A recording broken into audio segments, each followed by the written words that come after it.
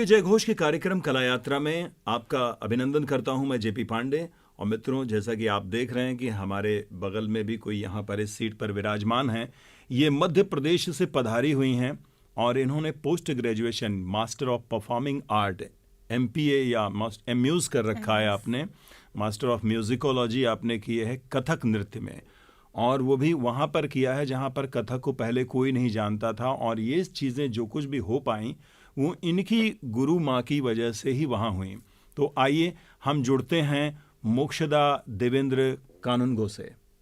आपका नाम मैंने सही लिया, मोक्षदा? जी जी बिल्कुल। आपका बहुत बहुत स्वागत है उत्तर प्रदेश संगीत नाटक एकेडमी के इस रेडियो जय घोष के स्टूडियो में। धन्यवाद। और थोड़ा सा आप लाउड भी बोलें जी तो और अच्छा रहेगा। जी। ये बताएं कि आपने कब MUs पूरा किया? मेरा MUs पूरा होते हुए 2 साल हो चुके हैं। अच्छा जी।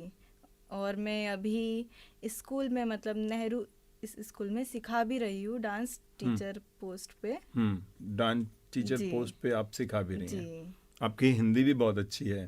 तो आप बोलो जैसे बोलना है। तो हाँ। ये कैसा लगता है कि एक बार आप पहले सीखी हैं, उसके बाद फिर आप उस चीज़ को वहाँ पर और बढ़ा रही हैं। आप अपनी एक तरह से अपनी गुरु की भी मददगार बन गई और स्वयं में भी आप बच्चों को और प्रोत्साहित करने के लिए एक मार्गदर्शिका के तौर पर पहले गुरु माँ अकेली थी, अब आप एक और हो गई हैं। कैसा लगता है? वहाँ के लोगों का इंटरेक्शन कैसा है? आर्ट की वहाँ पर क्या तरक्की है? मैं जो भी हूँ मेरी गुरु माँ की वजह से ही हूँ और मेरे पेरेंट्स की वजह से हूँ। बच्चों को मैंने स्कूल में देखा कि बच्चों को बहुत ज़रूरत है डांस टीचर्स की। उनकी इच्छा भी होती है लेकिन उन्हें वो चीज़ मिलती नहीं है। और नेहरू स्कूल में ऐसे बच्चे भी होते हैं जो फीस नहीं भर पाते हैं, लेकिन उन्हें वो मतलब वो सब दिया जाता है। हाँ, तो मुझे बहुत अच्छा लगता है वो, हाँ, बच्चों से कांटेक्ट में रहना, उन्हें सिखाना। तो ये सब कुछ आपकी गुरु माँ ने कब से शुरू किया वहाँ पे? मेरी गुरु माँ को खैर वो तो बहुत पहले से हो चुका था, शायद से 20 साल हो चुके हैं। और 20 साल हो चुके। आपकी गुरुजी का नाम क्या है, गुरु माँ का? श्रीमती मनीषा वडेरा मैम है। मनीषा वडेरा जी हैं। जी है। और अब आप उनके साथ भी उनका सहयोग कर रही होंगी। जी जी।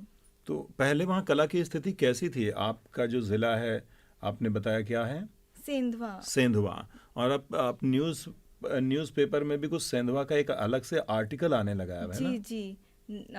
अभी मतलब पहले की स्थिति तो ऐसी थी कि डांस के लिए मतलब सेंधवा में ठीक है, जो नॉर्मल होते शादी वादी में बस वो हो जाते, लेकिन अब मेरी गुरु माँ की वजह से हमें एक मार्गदर्शन मिला है कि कला क्या होती है, कला को किस सही वे में रिप्रेजेंट करा जाता है।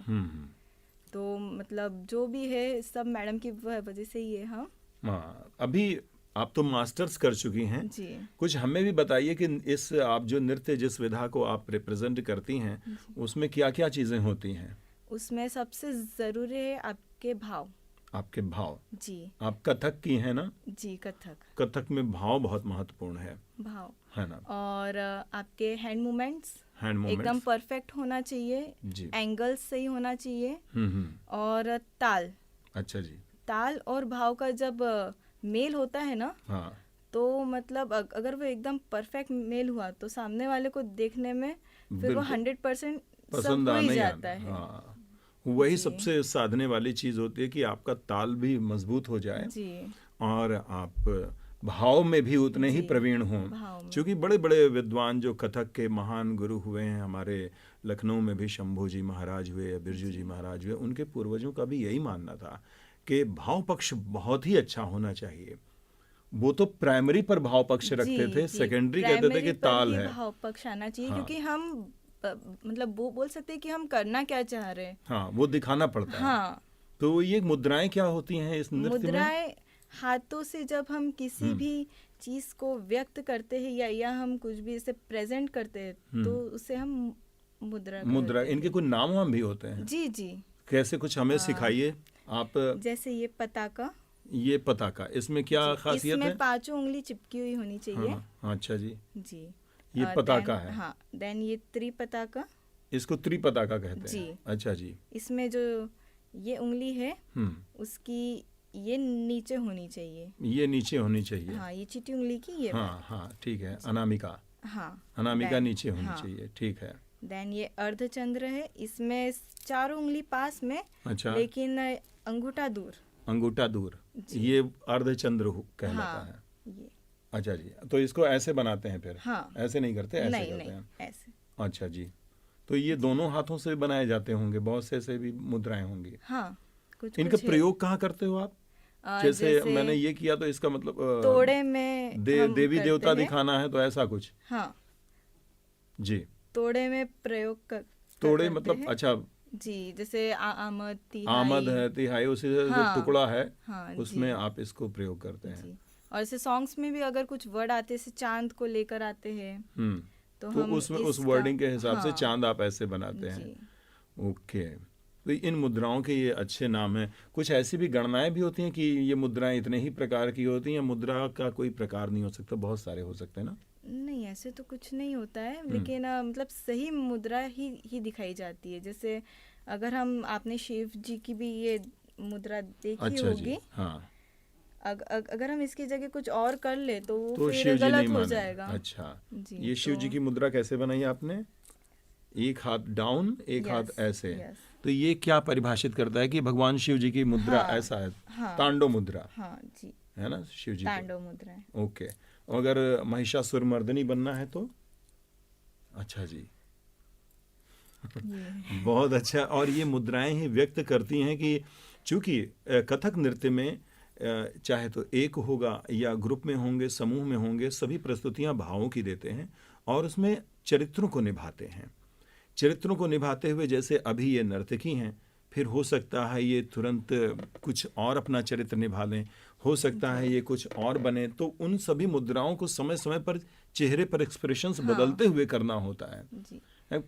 हम आपसे भाव- कैसे कुछ देख सकते हैं भाव में भी जैसे 9 रस होते हैं, हाँ जी, वैसे अगर हम मतलब खुशी से कर रहे हैं तो उसके एक्सप्रेशन अलग होते हैं। अलग होते हैं। अगर हम किसी का दर्द दिखा रहे हैं तो उसके एक्सप्रेशन अलग होते हैं। अगर हम दुखी है तो अलग होते हैं। अलग होते हैं। ऐसा। सारे रसों के हाँ, भाव तो अलग मतलब दिखाने पड़े। गुस्से में है तो वो चीज़ अलग हो जाती है। अच्छा, ऐसा। और ये जो भावों का संचालन है, इसको करने के लिए अभ्यास करना पड़ता है, क्योंकि हम लोग तो ऑर्डिनरी एक भाव नहीं उठा सकते, लेकिन आप लोग सब उसको हाँ, वो पूरे चेंज चेहरे पर करना पड़ते हैं, मतलब अच्छा, अभ्यास से आता है। यस, वो अभ्यास से, जैसे आप एक भाव में हैं जी जी, लेकिन आपको दूसरे भाव में भी कभी कभी आना पड़ जाता है। जैसे हम अगर गद भाव करें तो उसमें हम एक का रोल प्ले कर रहे हैं, जी, फिर हमें दूसरे का प्ले करना दूसरे है, का तो करना वैसे ही अर्जेंट फिर उसको चेंज करिए। तुरंत करना हाँ, होता है। हाँ, हाँ, जी। आप कोई कथानक अगर प्रस्तुत कर रहे हैं जी, गीत के कथानक। माध्यम से या कुछ, तो भावों को तुरंत बदलना पड़ता है। ये चीज गद भाव में बहुत विशेष होती गत है। भाव से आपका तात्पर्य क्या गद है? भाव मतलब एक म्यूजिक चलता है, ठीक है, और उसे ओनली एक्सप्रेशन हाँ जी, एंड मूवमेंट के थ्रू हम अच्छा। पूरी कहानी व्यतीत करते हैं ओके, कि क्या हो रहा है। Okay okay, right. उसमें सिर्फ भाव वो चलती है और वो उधर अपने कुछ हाँ, तबले के बोल जी, गत जी, बजाते होंगे। जी। वाह, ये सब बारीकी है जो हम उसमें कोई भी वर्ड नहीं होते हैं, हम्म, वो ओनली आपको एक्सप्रेशन और आपके Expression। मूवमेंट से शो करने होते शो करना होता है कि इस जी। वक्त हम क्या कथानक हाँ। दिखा रहे हैं। आप इस विधा में आई तो आपको आगे कैसा लग रहा है? मुझे तो बहुत अच्छा लग रहा है, और मतलब ऐसा ये नहीं है कि फोर्सफुली, बट मन करता है कि नहीं और ऊपर जाना है इसमें, और कुछ सीखना है। कुछ सीखना है। Yes, very good. और इसमें अब आपके क्षेत्र में एक कथक केंद्र की अलख जग गई है और लोग सीखने लगे हैं, बच्चियां भी आ रही हैं और पुरुष भी आते होंगे बहुत सारे लोग। तो इसमें आप वहाँ पर परिवर्तन कैसा पाती हैं वर्तमान समय में? आजकल तो मतलब वेस्टर्न उसमें बहुत कुछ हो रहा है, बट जो हमारी परंपरा है जो सिर्फ भारत में ही है ज़्यादा, हम उसे कम कर रहे हैं और उस वेस्टर्न चीज़ को ज़्यादा कर रहे हैं, उसको ज़्यादा पकड़ रहे हैं। तो अब मुझे मेरे क्षेत्र में ये देखने को मिलता है कि हमारे थ्रू जो भी मतलब सीखते हैं उन्हें समझ में आता है कि वेस्टर्न और कल्चर इनमें डिफरेंस क्या है। वो इस चीज को अब समझने लगे, क्योंकि बचपन से ही वो जिस चीज को देख रहे हैं, जिस आडंबर को देख रहे हैं, उन्हें ये बताने वाला ही कोई नहीं था कि ये अपना नहीं है। हमारा डेली नहीं है, हमारा नित्य है। तो जब इस चीज़ को पता ही नहीं होगा तो हमें क्या पता कि डेली शब्द अंग्रेजी से आया होगा कि हिंदी से आया होगा। मेरे लिए तो जनरल यूज़ की चीज़ है। और ये भेद वो तब जान पाए जब आपके यहाँ कथक की शुरुआत हाँ, हुई और उन्हें पता चला। या उन्होंने देखा हमें।